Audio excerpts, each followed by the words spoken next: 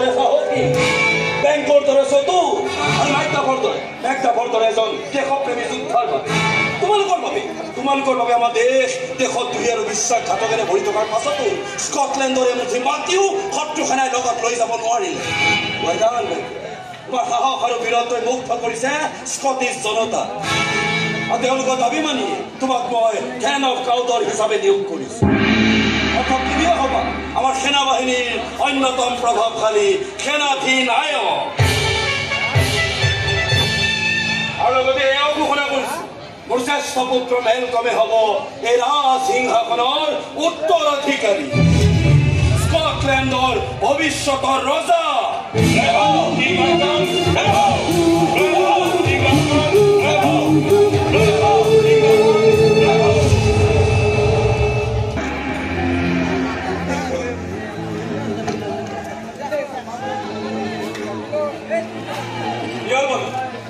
ইমানকৈ কি চাইছে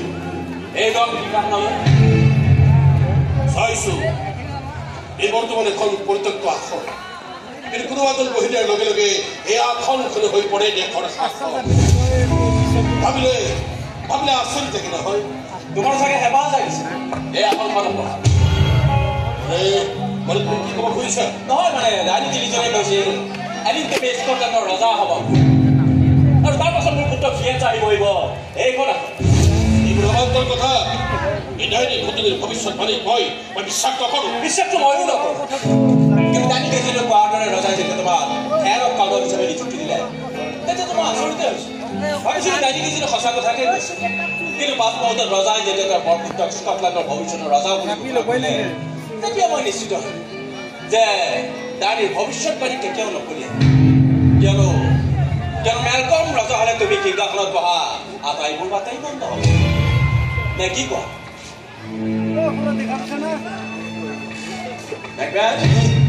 কি ভাবিছে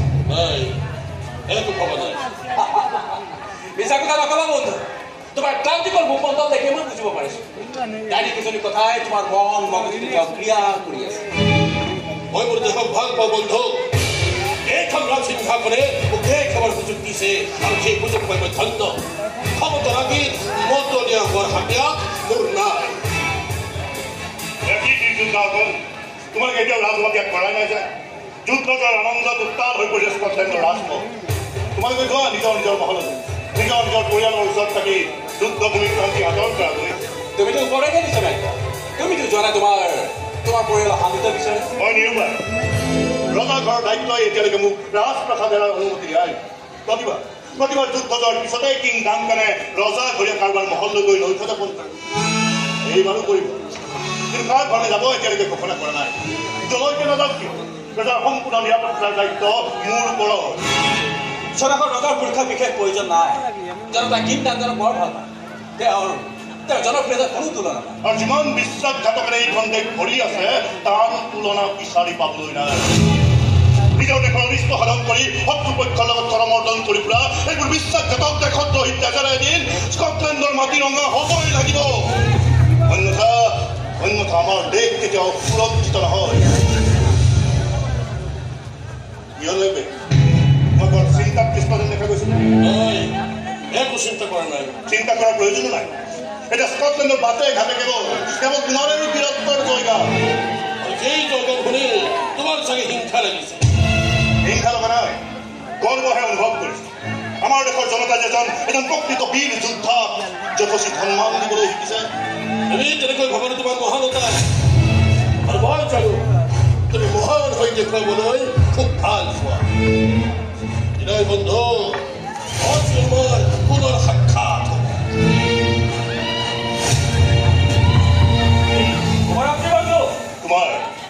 তোমাৰ বন্ধুৱে সদায় মোক সন্দেহৰ দৃষ্টিৰে চায় কিয় তেনেকুৱা কৰে মই নাজানো তুমি চাগে মাজে সময়ে সন্দেহৰ চকু নিক্ষেপ কৰা দেহৰ ওপৰত মেঘবেতৰ বীৰত্ব আৰু দেশপ্ৰেমক মই কেতিয়াও সন্দেহ কৰা নাই কিন্তু মোক বন্ধুলৈ চালে মই এটা কথাত নিশ্চিত হ'ব পাৰোঁ যে মেঘবেত এজন বৰ অসন্তুষ্টীয়া মানুহ তেওঁ নিজে কৰি থকা কামক লৈ তেওঁ কেতিয়াও সন্তুষ্ট নহয়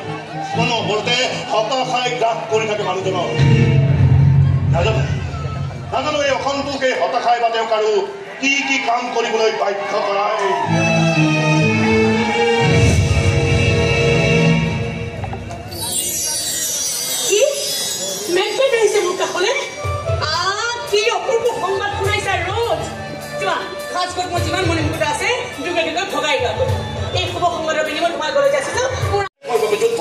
আচাৰ্য কৰ্তব্য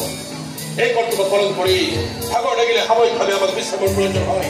সেইবুলি সুখ আনন্দত মত্ত হোৱাৰ কথা আমি সকলোতো ভাবিব নোৱাৰো কিন্তু সপোন দেখিব পাৰা নে নোৱাৰা নে ভিতৰ পোছাক পিন্ধি পিন্ধি সপোনৰ সংজ্ঞাও পাহৰি গৈছা তুমি এজন সৰ্বোচ্চ সেনাধ্যক্ষক ভৃত্য বুলি কৈ তুমি অপৰাধ কৰা নাইনে ৰজাগৰ নিশ্চিত হ'ব পাৰে সেই অপৰাধ কিন্তু যুক্তিৰ তোলাচলীক মই কোৱা কথাষাৰে এদিন নহয় এদিন কিন্তু ন্যায্যতা পাবই তোমাকে তোমাৰ এই কৰ্মখনে ভাল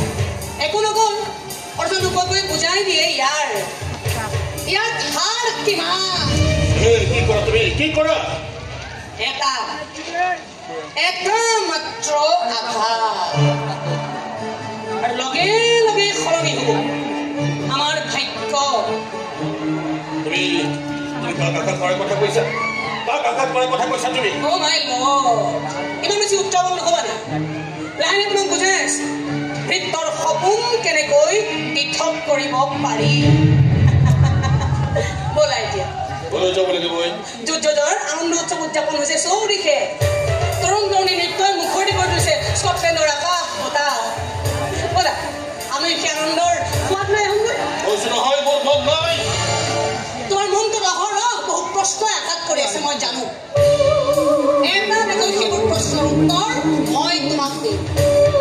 কেৱল তুমি তোমাৰ মনটোক মুকলি কৰি ৰাখা এখন মুক্ত আকাশ কৰি পেলোৱা তোমাৰ মনটো যাতে এটা এটাকৈ আশা আকাংক্ষাৰ তৰা সিঁচাৰ কাম মই কৰি মই হ'ম তোমাৰ মনৰ জনা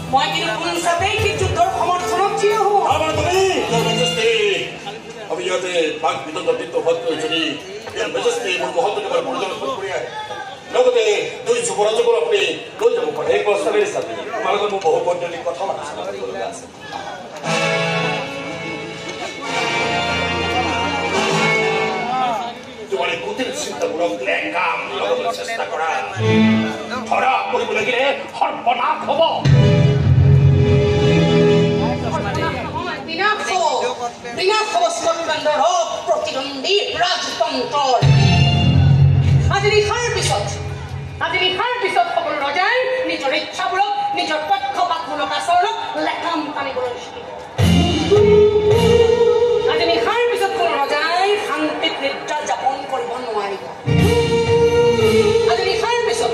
সকলৰ ভিতৰত